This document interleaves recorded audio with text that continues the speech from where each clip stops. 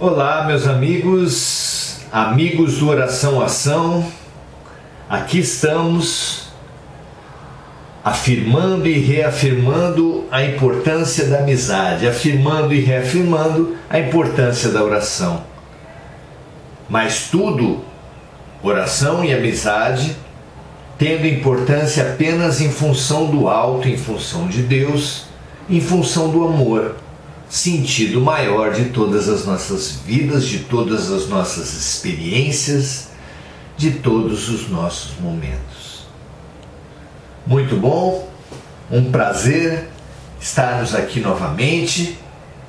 Precisamos descobrir a alegria de crescermos, a alegria de expandirmos, a alegria de avançarmos, mesmo que sejam passos muito pequenos, para Jesus, para a luz, para o amor. Muito bom. No nosso encontro passado, nós começamos uma série sobre as principais doenças espirituais, as doenças de fundo das quais se originam todas as demais doenças. Pelo menos essa é a nossa interpretação a respeito das doenças curadas por Jesus. Então, as doenças curadas por Jesus teriam essa função, ao nosso ver, tem essa função, tem essa distinção, tem essa característica de serem as doenças matrizes, das quais se originam todos os outros milhares de doenças catalogadas pela ciência atual. A primeira doença que Jesus curou, ou as duas primeiras doenças que nós agrupamos numa só, porque Jesus assim o fez, foi a da cegueira e da surdez. Jesus curou uma grande quantidade de cegos, também curou surdos. E a respeito disso, dessa cegueira da humanidade, ele reafirmou os profetas quando disseram: eles terão olhos, mas não verão, terão ouvidos, mas não ouvirão. O que deveria ressoar dentro de nós como um grande enigma, um grande desafio. Por que nós, tendo olhos, não vemos, tendo ouvidos, não ouvimos? A ponto de canonizar diversos santos cujos conterrâneos, cujos contemporâneos o reprimiram, perseguiram e às vezes até o assassinaram. Isso aconteceu não apenas com alguns santos do cristianismo tradicional, aconteceu essa incompreensão por parte dos profetas, por parte dos cientistas e, podemos dizer, com lógica, sofreram esse tipo de resistência e perseguição todos os inovadores, porque é uma lei da ciência que a toda ação corresponde uma reação de igual intensidade e sentido contrário. Ou seja, todos aqueles que fazem a diferença, todos aqueles que trazem uma inovação, todos aqueles que contribuem para uma mudança, que é uma ação fora dos padrões, vai receber necessariamente uma reação. Tolos somos nós quando pretendemos que aqueles inovadores, aqueles que trouxeram verdade, que trouxeram bem, deveriam ser todos compreendidos. Ao contrário, se você quer medir se uma inovação é real ou não é, analise as reações que ela sofre. Como disse Gamaliel a respeito do cristianismo primitivo, no Sinédrio, nos debates do Sinédrio, que queria saber se desencadeava uma perseguição forte ao cristianismo, ele disse: aguardemos, porque se vem de Deus, persistirá, mas se não for de Deus, acabará por si mesma. Grande a sabedoria de Gamaliel, infelizmente não seguida depois pelo Sinédrio, que encetou as primeiras perseguições contra o cristianismo, como havia feito a perseguição contra o próprio Cristo. Responsável que foi o Sinédrio, órgão máximo dos judeus, em repressão e em não reconhecimento ao maior dos judeus, Jesus Cristo.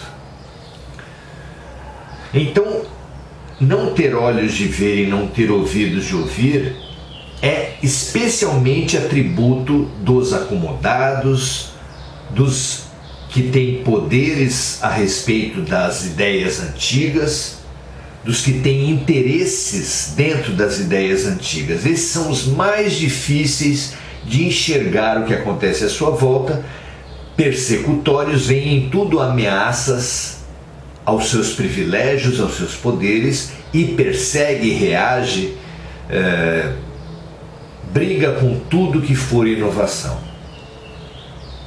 Assim tem sido ao longo da história humana. Então, a primeira resposta vem aí. A primeira coisa, talvez uma das forças maiores que nos fazem ficar cegos, tendo olhos não ver, tendo ouvidos não ouvir, é o interesse. Quando nós temos interesse em defesa dos nossos projetos de vaidade, fama e poder, nós reagimos, perseguimos, combatemos todas as inovações. Foi assim com Jesus, que foi perseguido pelo Sinédrio, foi assim com João Batista, que foi assassinado pelo rei Herodes, foi assim e é basicamente assim com todos os inovadores, que recebem reações, é claro, da parte dos maiores representantes e interessados do status anterior, da situação anterior. Assim é e assim será. Não precisa ser uma reação tão absurdamente violenta como foi a de Jesus, de João Batista e de alguns outros, Sócrates também, Gandhi de alguma forma também, mas alguma reação sempre acontecerá. Então, em primeiro lugar, o interesse. Se nós, antes de nós reagirmos a alguma inovação, antes de nós criticarmos, perseguirmos, combatermos qualquer posição, perguntemos a nós mesmos se nós temos algum interesse ligado à situação velha. Se tivermos, analisemos com muito mais cuidado os nossos pontos de vista, se não estamos apenas defendendo interesses menores, o que deixando de lado a luta pela verdade, a luta pelo que é bom, pelo que é certo, pelo que é justo. Além disso, que outras forças nos fazem reagir, resistir às inovações? Podemos citar os preconceitos. Jesus foi objeto deles. Alguns dos seus perseguidores disseram: ele vem da Galileia? Mas alguma coisa de bom pode vir da Galileia? Se não peixes e verduras? Veja só o preconceito. Ele era tratado como o carpinteiro, como se uma pessoa, um trabalhador braçal, jamais pudesse ser digno da posição de profeta muito menos da profissão de Messias, como era o caso de Jesus. Então, preconceito faz com que nós,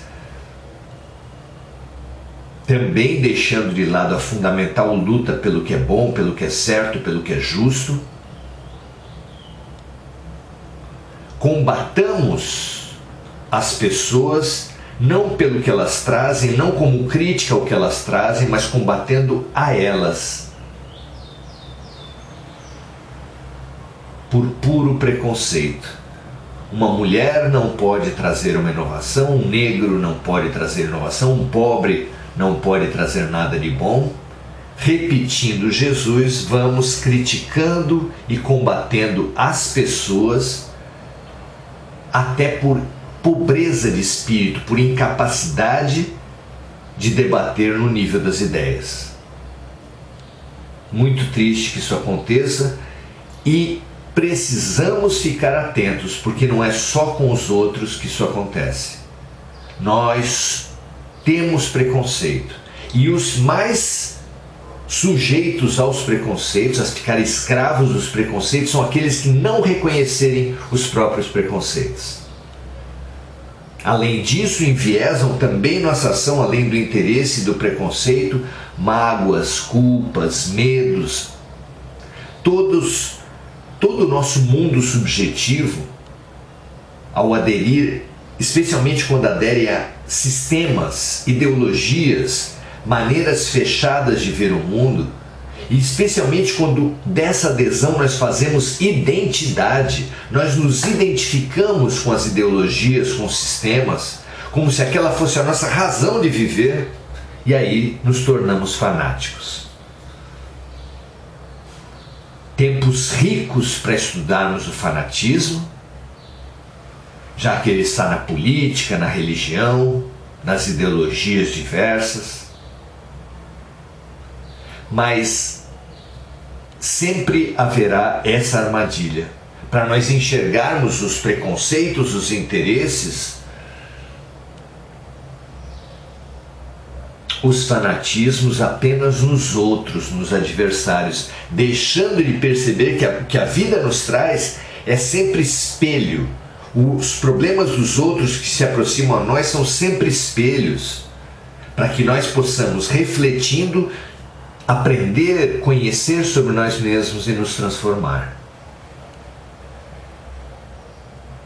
Fujamos dessa triste tendência de acharmos que os cegos e surdos de espírito são os outros. Não.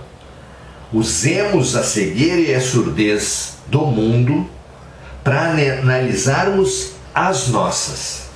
E assim nos abriremos à cura da cegueira e da surdez que vem pelo nascer de novo na matéria e no espírito.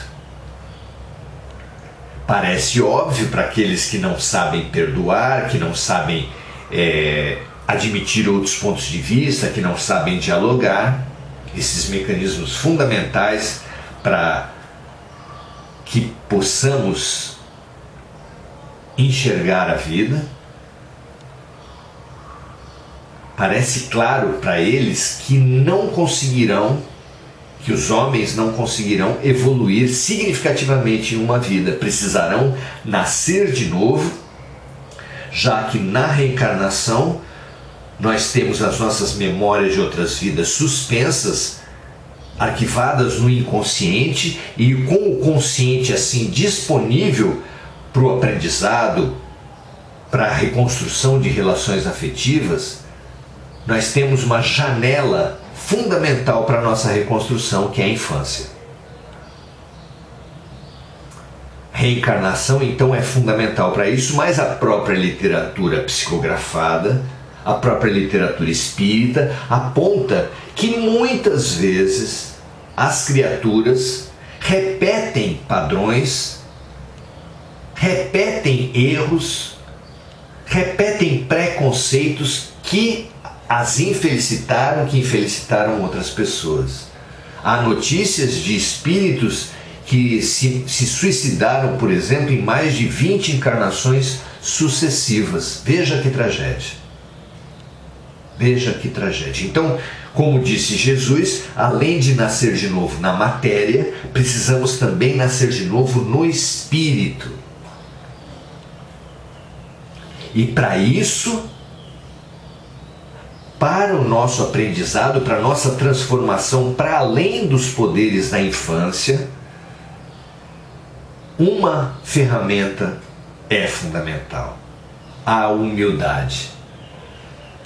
Nada é acrescentado num copo que está totalmente cheio de água. A pessoa que se acha autossuficiente não aprenderá, não se transformará, se fechará ao mundo, cegos e surdos do espírito. Ao contrário, para nós nos renovarmos para além da infância, para nós aceitarmos que a vida é um eterno aprendizado e realmente nos colocarmos como aprendizes da vida, precisamos da humildade, tão bem colocada por Sócrates, na sua máxima da filosofia que foi: só sei que nada sei.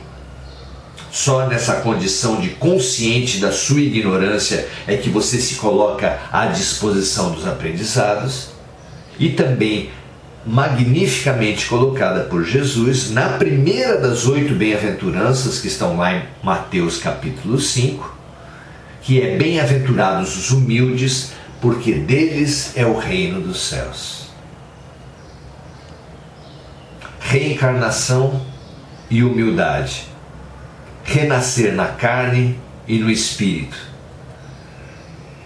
Façamos a nossa autocura da cegueira e da surdez espiritual, porque sem nos curarmos assim, não teremos acesso à realidade revolucionária da vida, porque são os sentidos, aqui simbolizados pela surdez, pela visão e pela audição, que nos colocam em conexão com a vida.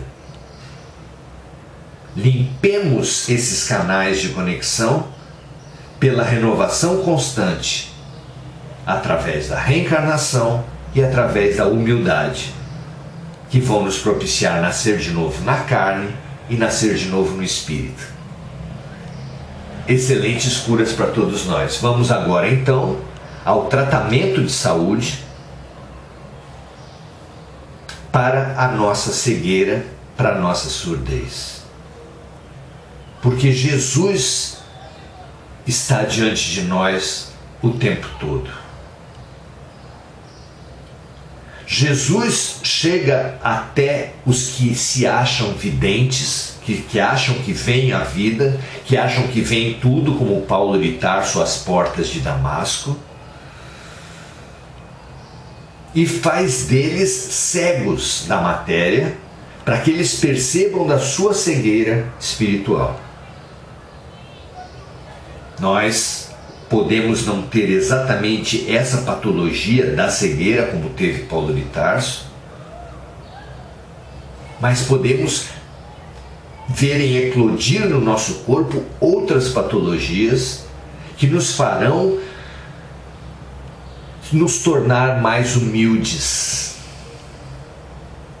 já que a humildade é a postura fundamental para vencer a nossa cegueira. Nós precisamos que a vida muitas vezes nos coloque em posição de humildade, o que pode acontecer por uma grande crise econômica, o que pode acontecer por uma doença. Não é à toa que nós somos chamados de pacientes nos hospitais. As crises quebram as nossas arrogâncias e nos situam em nossa fragilidade. Base para essa conquista fundamental da humildade. Então, vamos ao tratamento, fazendo, é claro, esse tratamento da conquista da humildade primeiramente em nós, mas sempre legitimando o que nós queremos para nós, parentes, amigos, colegas, através da extensão dessa cura para toda a humanidade. Deus, hoje firmamos o nosso diagnóstico. Nós somos os cegos que não querem ver, os surdos que não querem ouvir, que tendo olhos não veem, que tendo ouvidos não ouvem. Nós somos. Reconhecemos que por ilusões de autodefesa, por ilusões de arrogância, temos acumulado tantos medos, culpas, preconceitos, que como óculos sobrepostos no grande nariz do mentiroso, nos impede de enxergar um palmo do que se apresenta à nossa frente. Precisávamos muito de um choque de humildade, choques que acontecem com as crises, mas como a nossa arrogância era muito grande, o nosso choque precisou ser de grande impacto. Toda a humanidade que está na Terra é constituída por arrogantes, cascas grossas, que não podem ser vencidas por movimentos simples, por faquinhas fracas, mas por movimentos fortes com facas imensas, como para abrir um coco. Aceitamos então as nossas crises como primeira parte do nosso tratamento, porque aceitamos a nossa condição de teimosia secular. Aceitando-nos cegos e surdos do espírito, aceitamos a terapêutica do choque forte, da voz alta que é necessária para o surdo, da luz brilhante que é necessária para o cego, para que ele possa vislumbrar para que possamos vislumbrar alguma coisa. Compreendamos esse vislumbre, percebamos que somos chamados ao nascer de novo. Ao nascer de novo, aproveitando a reencarnação que estamos vivendo, com o renascimento do Espírito. Percebamos a nossa arrogância, estudemos a nossa arrogância e conquistemos, ainda que passo a passo, dia a dia, a humildade pela boa vontade, para que não reste somente a vida nos trazer ainda mais dor, ainda mais doença, ainda mais crises, na tentativa de quebrar essa doença terrível da prepotência, da arrogância, do orgulho, do egoísmo, da vaidade. Que assim seja conosco, que estejamos prontos a receber assistência para esse renascimento, orando por nós, por nossos amigos, mas por toda a humanidade, com Maria de Nazaré, a grande parteira da humanidade, a qual pedimos para estar conosco nesse renascimento, que pretende deixar de lado o homem velho para dar à luz o homem novo. Oremos então, Ave Maria. Tu és cheia de graça, nossa parteira. O Senhor é convosco. Bendita sois vós entre mulheres e homens, brancos e negros, nacionais e estrangeiros. Bendito é o fruto do vosso ventre, Jesus. Santa Maria, Mãe de Jesus, símbolo da saúde, símbolo do amor. Rogai por nós, cegos e surdos, pecadores, agora e na hora de nossa morte. Agora e na hora da nossa transformação, agora e na hora das nossas crises profundas, agora e na hora da nossa cura. Se tivermos boa vontade para vivermos bem, em humildade, a nossa cura. Esteja conosco, Maria, esteja conosco, nossa amorosa parteira, nos ajude a renascer para a realidade, a renascer para a vida. Graças a Deus, um grande abraço a todos, um prazer estar com vocês, que renasçamos juntos, uns como estímulos aos outros. Um grande abraço, até a próxima. Amanhã continuaremos a nossa série Saúde, quer dizer, autocura das doenças fundamentais curadas por Jesus. Grande abraço, até amanhã.